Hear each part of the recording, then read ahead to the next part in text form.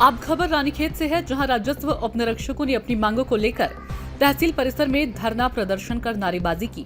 इस दौरान पटवारियों ने नारेबाजी कर अंश निर्धारण करने और राजस्व पुलिस व्यवस्था को खत्म करने की मांग की। उन्होंने कार्य बहिष्कार करने की भी बात कही। राजस्व उपनिरीक्षक एवं राजस्व सेवक संघ के तहसील अध्यक्ष खयाली राम आर्य ने कहा कि माननीय उच्चतम न्यायालय द्वारा कहा गया था कि 30 मई तक संपूर्ण उत्तराखंड से राजस्व पुलिस व्यवस्था खत्म कर दी जाए, लेकिन अभी तक ये व्यवस्था खत्म नहीं की गई। साथ ही उन्होंने कहा कि अंश निर्धारण का कार्य भी किया जा रहा है, जबकि पहाड़ी क्षेत्रों में ये काम नहीं हो सकता है। इसलिए अपनी मांगों को लेकर सभी राजस्व उपनिरीक्षक आज यहाँ एकत्रित हुए हैं और राजस्व पुलिस और अंश निर्धारण कार्य का बहिष्कार कर रहे हैं। माननीय उच्चतम न्यायालय द्वारा ये कहा गया था कि 30 मई तक पूरे उत्तराखंड से जो राजस्व पुलिस व्यवस्था चली आ रही है वो खत्म होगी, परंतु आज 3 जून है, अभी तक वो व्यवस्था पूरी रूप से खत्म नहीं हुई है। इसी के साथ ही एक कार्य चला हुआ है वर्तमान में अंश निर्धारण का, जो बिल्कुल ही पहाड़ी क्षेत्र में हो ही नहीं सकता, क्योंकि यहाँ पर जो है ना गोल खाते हैं।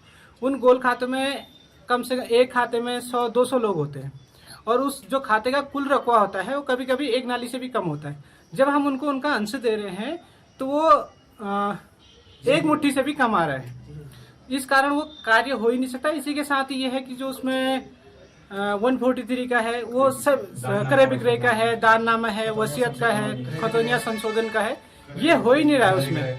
अगर 143 का कोई मामला हो तो किसी का खेत सेपरेट हो तो उसमें वो जितने सह खातेदार है सभी को उस खेत में भी अंश दे रहा है। इससे क्या होगा कि आने वाले समय में जो है पूरे के पूरे पहाड़ों में जो है विवाद बहुत बढ़ेगा। अगर किसी ने कोई भूमि खरीदी है, सेपरेट खेत खरीदा हुआ है, उसमें क्या होगा कि वो उस खाते में सभी जितने भी सह खातेदार है सभी को अंश मिल रहा है। कल को वो उसके क्रय की भूमि पर भी अपना अधिकार जमाएंगे और उससे क्या होगा, जमीनी विवाद बहुत ज्यादा बढ़ेंगे।